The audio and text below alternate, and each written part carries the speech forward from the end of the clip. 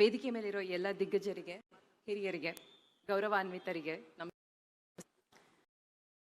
ಸಮಾರಂಭಕ್ಕೆ ಹಿರಿಯರಿಗೆ, ಮಾಧ್ಯಮ ಮಿತ್ರರಿಗೆ, ಪ್ರೇಕ್ಷಕರಿಗೆ, ಮೊಬೈಲ್ ಟಿವಿಲಿ ನೋಡ್ತಿರೋ ವೀಕ್ಷಕರಿಗೆ ಹೃದಯದ ನಮಸ್ಕಾರಗಳು.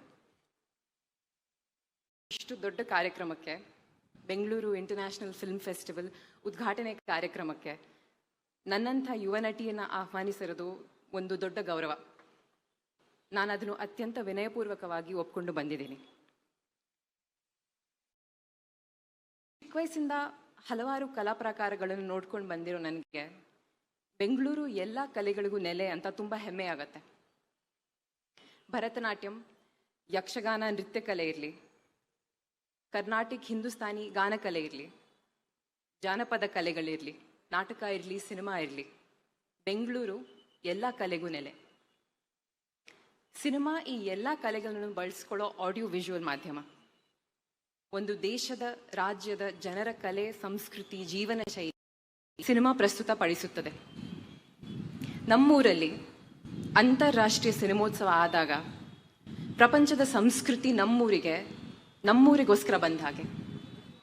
ಇಲ್ಲಿ ಎಲ್ಲ ಸಿನಿರಸಿಕರು ಬರ್ತಾರೆ, ಒಬ್ಬರನ್ನೊಬ್ಬರು ಭೇಟಿ ಆಗ್ತಾರೆ, ಸಿನಿಮಾ ಕಲೆ ಬಗ್ಗೆ ಮಾತಾಡ್ತಾರೆ, ಹೊಸ ಪರಿಚಯ ಆಗತ್ತೆ, ಹೊಸ ವಿಷಯ ತಿಳ್ಕೊಳ್ತಾರೆ. ಒಟ್ಟಾರೆ ಕಲಾ ಟೆಕ್ನಿಷಿಯನ್ಸ್ ಎಲ್ಲರೂ ಕಲಿತಾರೆ, ಬೆಳೀತಾರೆ. ಇಂಥ ಯಶಸ್ವಿ ಆಗಕ್ಕೆ ಆಯಾ ಜಾಗದ ಸಂಯೋಜಕರು, ಅಧಿಕಾರಿಗಳು, ಕಾರ್ಯಕರ್ತರು ಎಲ್ಲರ ಪರಿಶ್ರಮ ಇರುತ್ತೆ. ಬೆಂಗಳೂರಲ್ಲಿ ಪ್ರತಿ ವರ್ಷ ನಡೆಸ್ಕೊಂಡು ಬರ್ತಿರೋ ಚಲನಚಿತ್ರ ಅಕಾಡೆಮಿಯವರಿಗೆ, ಫಿಲ್ಮ್ ಚೇಂಬರಿಗೆ, ಸರ್ಕಾರಕ್ಕೆ ನಾನು ಶುಭಾಶಯಗಳು ತಿಳಿಸ್ತಾ ಈ ವರ್ಷ ಮತ್ತಷ್ಟು ಯಶಸ್ವಿ ಆಗಲಿ ಅಂತ ಸಿರಿಗರ ನಮ್ಗೆಳ್ಗೆ ಜೈ ಹಿಂದ್, ನಮಸ್ಕಾರ. ರಾಷ್ಟ್ರ ಮಟ್ಟದಲ್ಲಿ ಇವರ ಸಿನಿಮಾ ಖ್ಯಾತಿ ಮುಂದುವರಿತಾ ಇದೆ. ಇದೇ ರೀತಿಯಾಗಿ ಮುಂದುವರಿಯಲಿ ಅಂತ ನಾವು ಕೂಡ ಆಶಿಸೋಣ.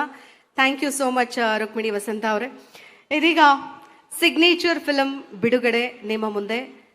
ಬಹುಭಾಷಾ ನಟರಾದಂತಹ ಶ್ರೀ ಪ್ರಕಾಶ್ ರಾಜ್ ಸರ್ ಕಡೆಯಿಂದ ರಿಮೋಟ್ ಒತ್ತುವ ಮೂಲಕ ಈ ಒಂದು ಸಿಗ್ನೇಚರ್ ಫಿಲಂ ಬಿಡುಗಡೆ ನಿಮ್ಮ ಮುಂದೆ.